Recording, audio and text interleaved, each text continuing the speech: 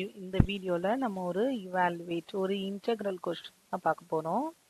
So இது ஒரு இம்பார்ட்டண்ட்டான டாபிக். நமக்கு மேத்ஸ் படிக்கும்போது இன்டெக்ரல் ஒரு இம்பார்ட்டண்ட்டான டாபிக்.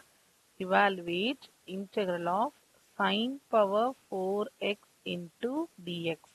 இதை தான் நம்ம இப்போ இன்டெகிரேட் பண்ண போறோம். ஸோ சைன் பவர் 4 பவருக்கு நமக்கு இன்டெகிரேஷனே கிடையாது. ஸோ இப்போ இந்த சைன் பவர் 4 நம்ம வந்து சேஞ்ச் பண்ணி எழுதிட்டு ப்ரொசீட் பண்ண போறோம். ஸோ சைன் ஸ்கொயர் எக்ஸை நம்ம வந்து எப்படி எழுதலாம்னா, நமக்கு இன் டேர்ம்ஸ் ஆஃப் காஸ்ட்ல ஃபார்முலா இருக்கு. 1 minus cos 2x divided by 2 அப்படின்னு ஃபார்முலா இருக்கு. பட் இந்த சைன் ஸ்கொயர் இல்லை, நம்ம கிட்ட இருக்கிறது சைன் பவர் 4. அப்படின்னு என்ன அர்த்தம்? சைன் ஸ்கொயர் எக்ஸ் ஹோல் ஸ்கொயர்னு அர்த்தம். அப்போ இது 1 minus cos 2x by 2 whole ஸ்கொயர்னு வந்துருமா? இப்போ மேல வந்து 1 minus cos 2x whole square ஒரு பக்கம், கீழே 2 ஸ்கொயர் பண்ணும்போது 4 அப்படின்னு வரும். மேல இது என்ன ஃபார்ம்ல இருக்குன்னா a minus b whole square, a minus b whole square ஃபார்மேட்ல இருக்கு. அப்போ a ஸ்கொயர் ஃபர்ஸ்ட் a இருக்க வேண்டிய இடத்துல 1 இருக்கு. ஸோ a இருக்க வேண்டிய இடத்துல 1 இருக்கு, b இருக்க வேண்டிய இடத்துல காஸ் இருக்கு. ஸோ a மைனஸ் பி இந்த ஃபார்மேட்ல இருக்கு. a ஸ்கொயர் 1 பிளஸ் b ஸ்கொயர்ன்றது cos 2x whole square minus 2ab.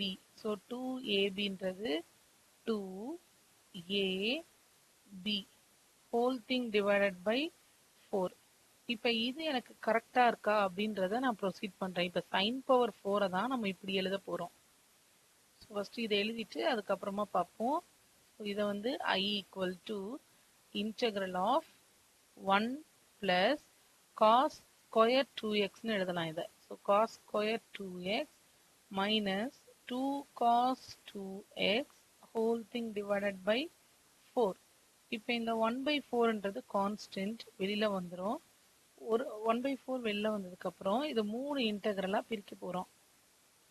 Into dx 3 டேர்மா பிரிக்க போறேன். ஃபர்ஸ்ட் ஒன் வந்து 1 இன்டூ டிஎக்ஸ், அதனால இன்டெக்ரல் ஆஃப் டிஎக்ஸ் பிளஸ் அடுத்தது என்ன இருக்கு, cos square 2x dx minus integral 2 cos 2x dx. 3 டேர்மா பிரிச்சிட்டோமா?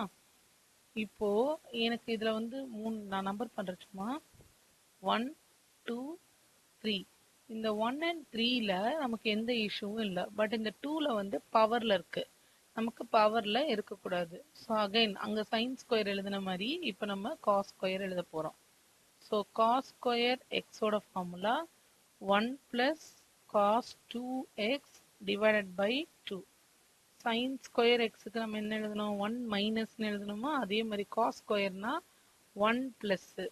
பட் நம்ம கிட்ட என்ன இருக்குன்னா காஸ் ஸ்கொயர் 2xன்னு இருக்கு. ஸோ காஸ் ஸ்கொயர் 2x எக்ஸோட இடத்துல 2. ஸோ 1 பிளஸ் காஸ் 2 இன்டூ எக்ஸோட பிளேஸ்ல 2x by 2. So 1 plus cos 4x divided by 2.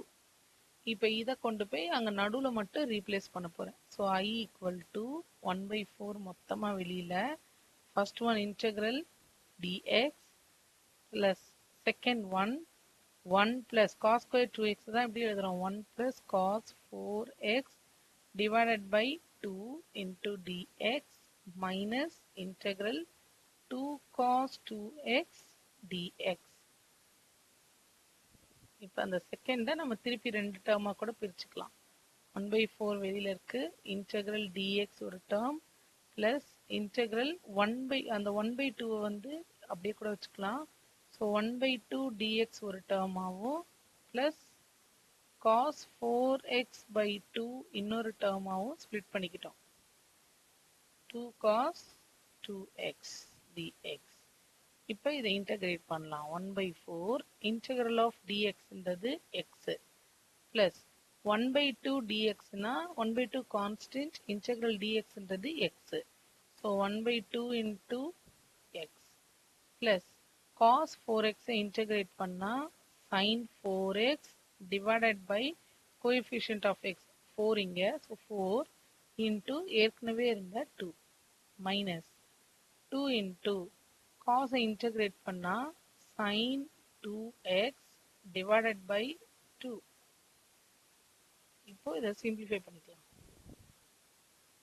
So it's 1 by 4 x plus x by 2 plus sin x by 8, sorry, sin 4x by 8 minus 2 sin 2 cancel ஆயிரும். அப்போ அந்த 2 நம்ம விட்டுறலாம்.